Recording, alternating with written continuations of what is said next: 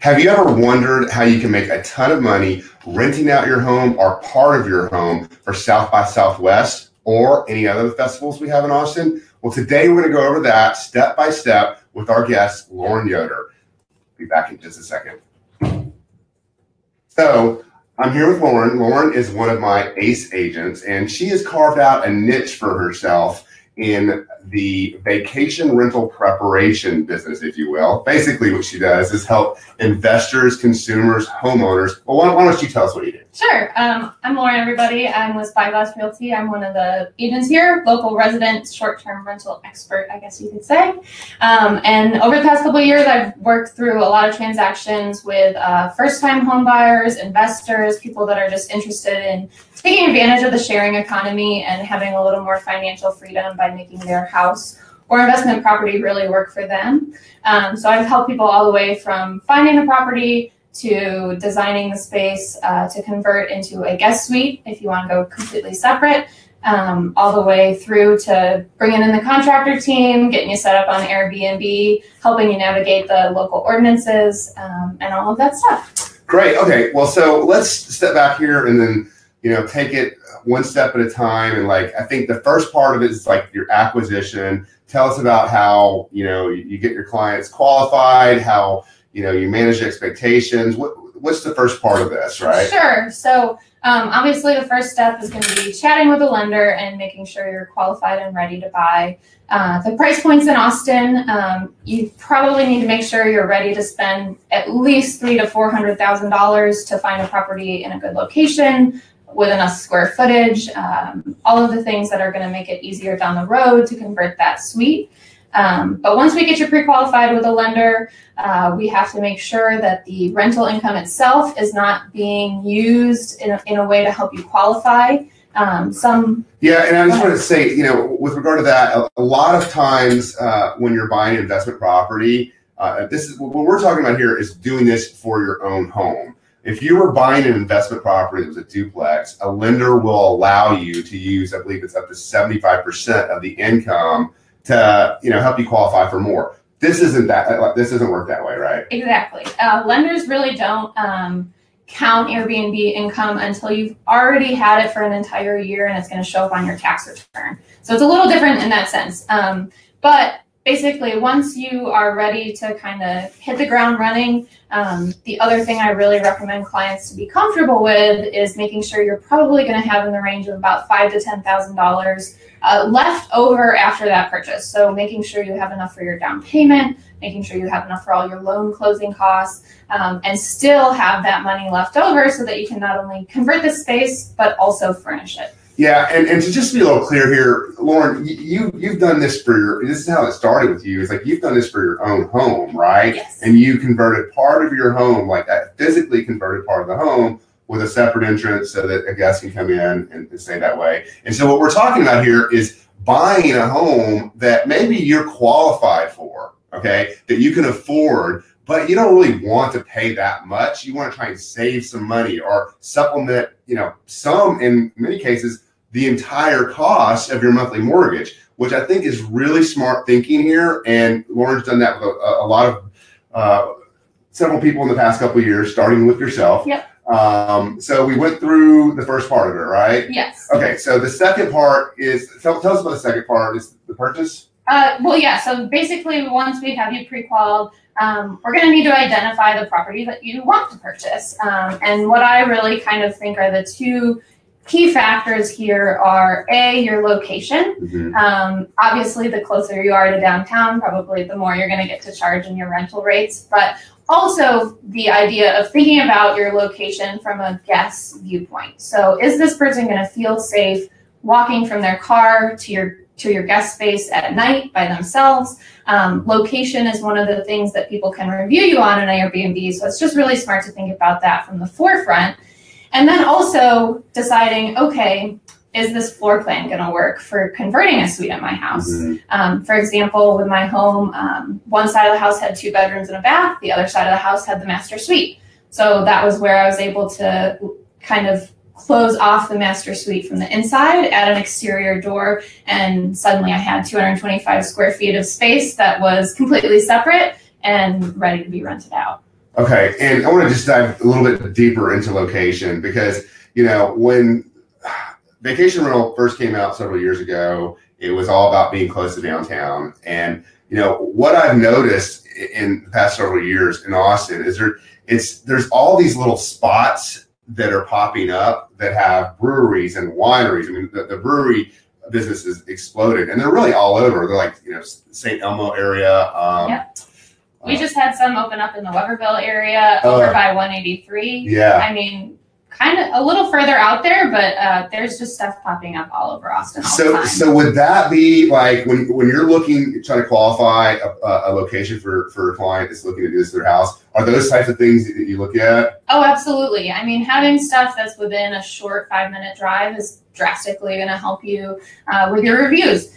People really like getting local recommendations from hosts. I think that's part of why people really enjoy Airbnb is sort of that authentic experience of talking to a local and getting to see what they like. So for example, people were really excited when I told them, hey, a brewery opened up.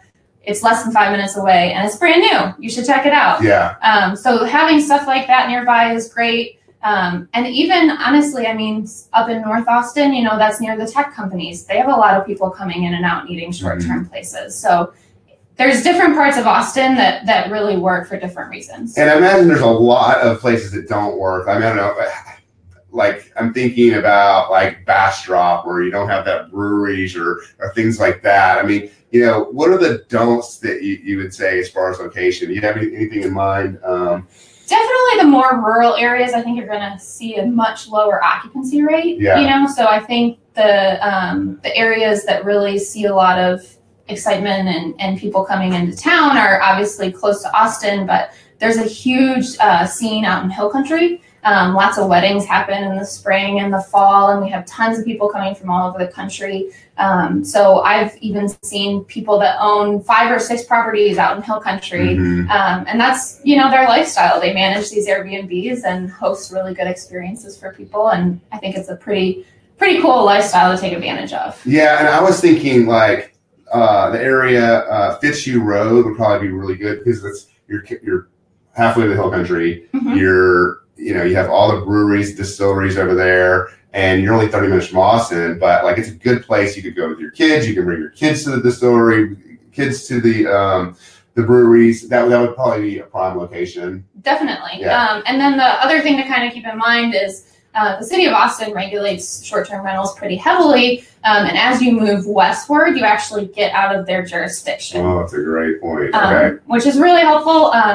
Especially from an investment standpoint, which isn't exactly what we're talking about today, but those are the areas you don't necessarily have to be homeowner occupied. Gotcha. Okay, so let's go. The final thing is, the post-close transformation, right? Walk us through that. Sure. So before we even get to that, basically once we identify a property, we go through the contract period and we have our option period, right? And so that's sort of the point where I really dive in with my client and make sure that A, the cost of whatever renovations we need to do, they're comfortable with. B, we kind of work through designing the space a little bit and a rough furniture budget. And then lastly, I do projections about what do I think you're actually going to be bringing in terms of rental income to make sure that it all makes sense before you're committed to purchasing the property. And so for your part of it, do you sometimes bring contractors in and get estimates for that? Yeah, absolutely. So while we're in the inspection period, we not only get the home inspected, but I have a trusted network of contractors that I've worked many, many jobs with. Finding good contractors in Austin is getting harder and harder to do. But yeah, so I bring somebody in, we get a bid, we make sure everybody's comfortable with the budget and that you're not breaking the bank because that's the last thing you want to do. So first you qualify the location, right? Then you qualify the property based on inspections, if there's anything, that may be a deal killer. And then finally during the due diligence process, you're actually getting the buyer an idea of what it would cost to like finally transform this thing into what they need to. Exactly. And I like to also, I've actually created a rent calculator for projecting what your Airbnb rents are going to look like. It's a little bit different than regular rent because we have other things to kind of think about. You've got weekday rates versus weekend rates. You've got your cleaning fee. You've got an extra guest fee. You've got festival time, which obviously you're going to command a higher base rate during those times. So I've created this calculator that helps us plug in whatever that bottom base rate is. And then it automatically tells me, okay, for festival times, we're going to charge 200% of that. And so it calculates kind of what you're going to be looking at on an annual basis as a rough return. Very smart. Yeah, and that's one good thing to remember is that, you've got your base rate and you've got your festival rate, and there are a ton of festivals in Austin. Lots of different events, and over the years it's grown to like, I don't know, sometimes 2 a month or more. Oh yeah. It's pretty crazy. And then, to also piggyback off that too, you have some holidays that really help you bring in the rates. New Year's Eve was great. Yeah. Christmas, not so much. I find people are really leaving Austin a little bit more during Christmas. But, there are other things like that during the year that affect your rate. And so this calculator that I've designed, it kind of takes all of those things into consideration. And once again, it's a rough estimate, but it's certainly much closer than I think a lot of other people would be able to project for you. Let me ask you this, because I had a vacation rental. I want to see if my experience is typical. But, summer is the bad time, right? It's a little bit slower, I think. I also, something else that I like to do for my clients is I know how to work some of the back-end Airbnb algorithms, and that's some privileged information that I won't be sharing on this Facebook Live, but if you work with me, I'm happy to share that information. And it actually helps you boost your rental rates. A client of mine, she let me know that her January was down, and I was like, oh, did I ever tell you about this particular thing? Yeah. And I hadn't, and she started implementing this strategy, and she immediately saw a boost in her booking. So there's definitely a lot of things that you can do to be a more successful Airbnb host as well. So as your broker and a sponsor license on a one-on-one basis offside of camera, am I privy to that information? I'll let you know. Okay, good. So that was, are we through the whole acquisition part of it, the due diligence? Yeah, the due diligence, I would say. And then obviously, then we kind of move into the post-close. Right. That's the final part of this is the post-close transformation, right? Well, I'm just going to let you take it from here. Sure. So obviously, we kind of have done a lot of the design ideas and work through all of that during the option period, because once again, we want to make sure you're comfortable with everything before you're committed to purchasing the property. But as the rest of the contract period goes down, I'm going to make sure that we are scheduling contractors and getting everything ready so that when you close, we're not losing time. Because at the end of the day, time is money. And so we'll get the contractors all set up. We'll do that while they're working on your suite, and I can help manage that if need be, but they're really great people, so I don't even think I would need to. Then we can work on that furniture. And so basically what I like to do with my clients is I kind of guide them on, okay, are we using some pre-existing furniture? Are we buying all brand new? What does this look like? And something that I think is really, really important that a lot of people don't think about is the details of the space. Mm-hmm. For example, I furnished mine with some vintage stuff and some like kind of quirky, fun stuff. And I get compliments all the time about how the space was designed, which I also think helps drive those rental rates. So spending a little extra on the forefront to get some uniquely designed items really helps. And then also really paying attention to your linen quality. I know it sounds silly, but the best thing is to make sure that those towels, those sheets, they're really soft. People enjoy using them. That was another thing that, I think is really important. So let me ask you this. When we're talking about, we're talking about this process, this particular, what you're striving for is basically helping someone take a single family residence and then carve out one part of the room.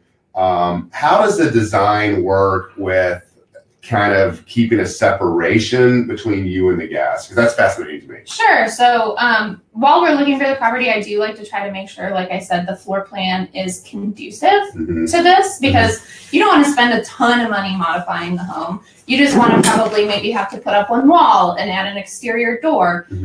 So, that's kind of what I have done and have done for other clients is, we find how can we convert this space.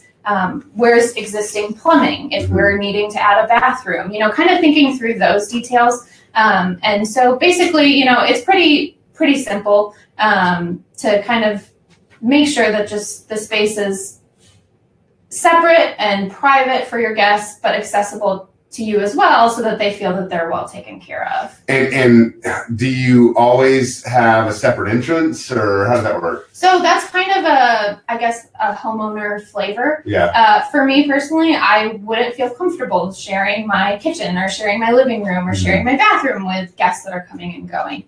So for me, I really wanted it to be separate. If someone's open to that, obviously your renovation budget's going to be pretty low, because you can just rent out a spare room in your space. Yeah. So when you're searching for properties on Airbnb, as I've done many times, you've got that you're doing a private room or a private, private room or the whole house. So if you can make a separation with some kind of locked door or whatever, you can put kind of like whole apartment. Yes. But then specify in the description that it's a closed off section of the house, right? Exactly. And so that makes a huge difference, because, when you're looking on Airbnb, you really don't want to like share a room. And so I think what the beauty behind what Lauren's done for herself and for her clients is she's able to take a house, partition it off, be able to advertise that as their own apartment per se, but also being real honest in the description of it, because you don't want to mislead anybody. That'll turn into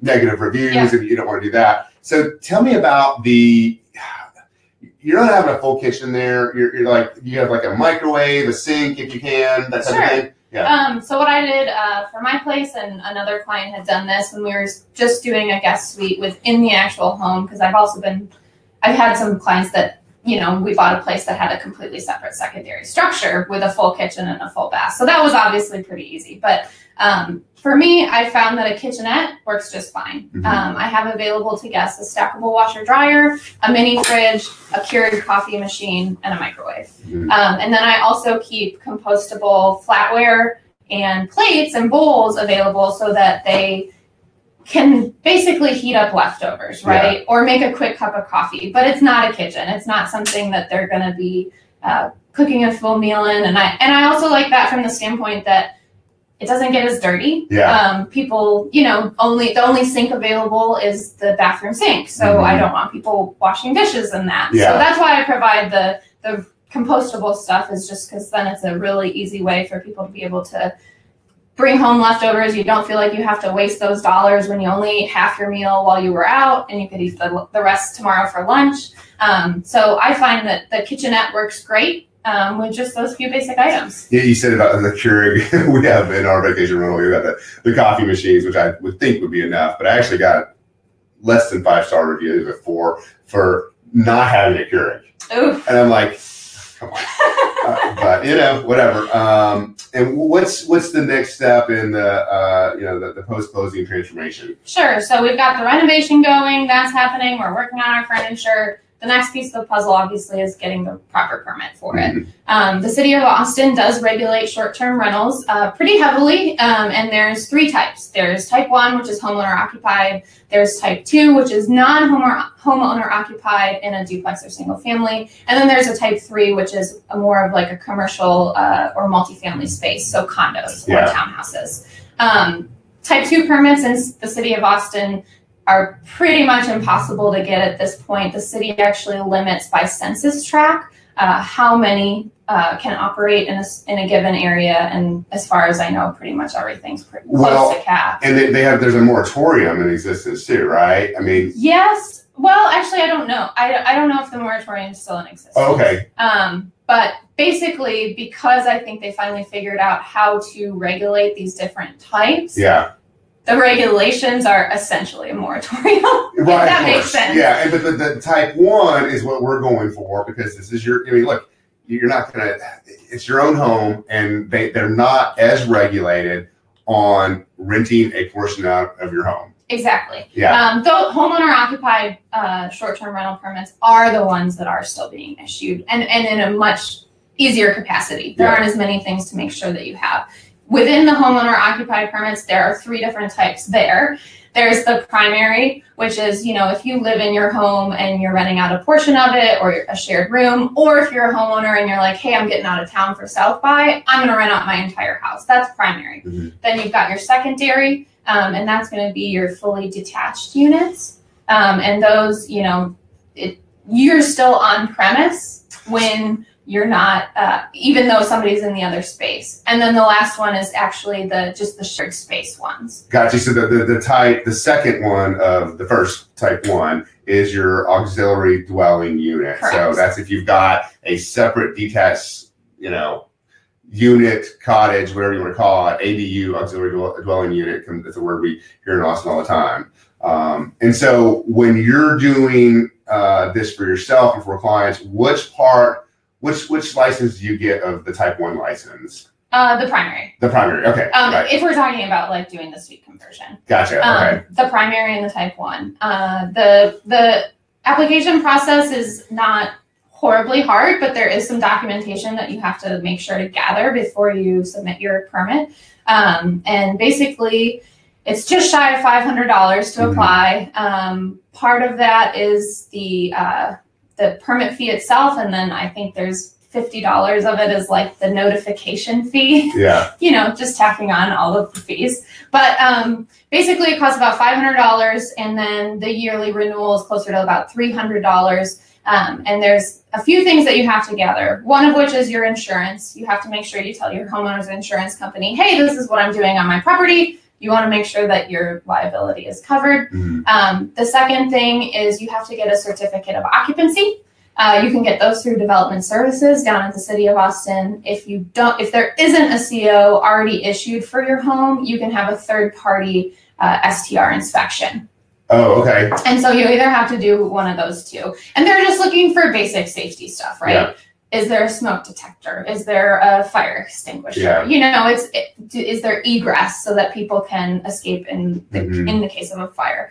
So it's nothing overly scrutinizing, but it's just to make sure that the space is safe. So let's talk about taxes here. I think Airbnb last year obviously, started collecting hotel taxes for the city, even for people that do not have permits, right? Actually, they're collecting it for the state. Oh, for the state, okay. So in the state of Texas, and this is the last piece of the puzzle, is your proof of paying or being ready to pay those hotel and occupancy taxes. So essentially, in the state of Texas, we have a combined 15% state or hotel and occupancy tax. Okay.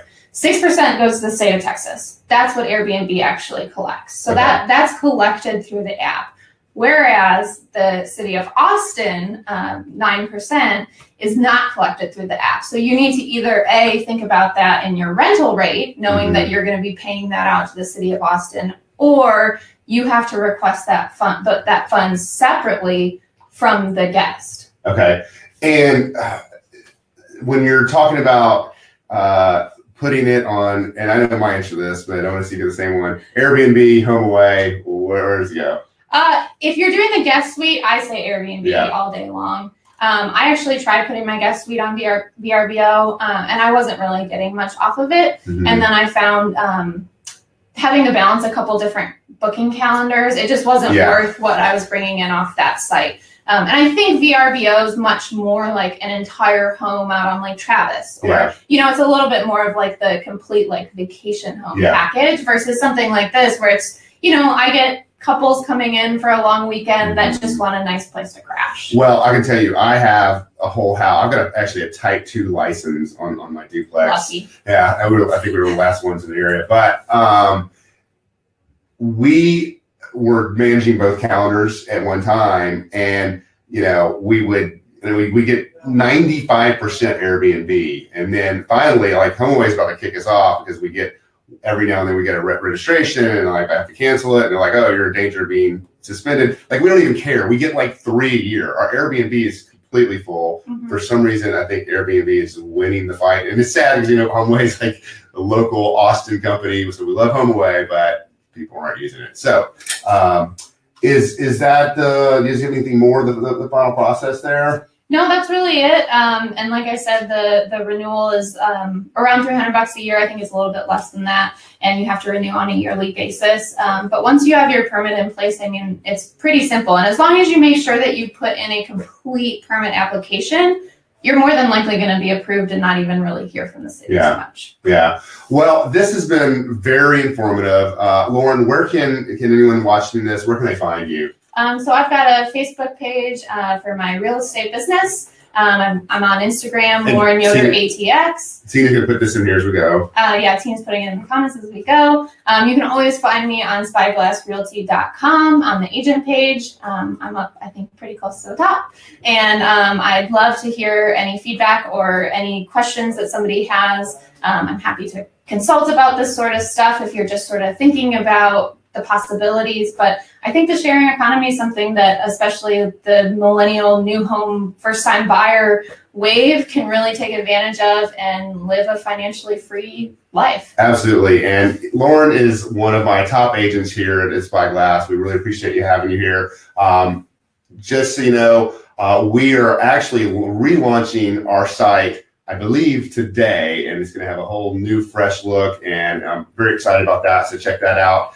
Next week, we've got a very special guest. We're going to be going over the tax implications of the new tax plan, and maybe some tidbits about how real estate agents are affected by the new tax plan. So join us next Thursday at 2 p.m. Check out our website. We have Lauren's information in the chat. There will also be further information. If you're watching this on YouTube, there'll be further information as we get this on YouTube that you can find out more information about how to really get this process started. And we will see you next week. Thanks for joining in.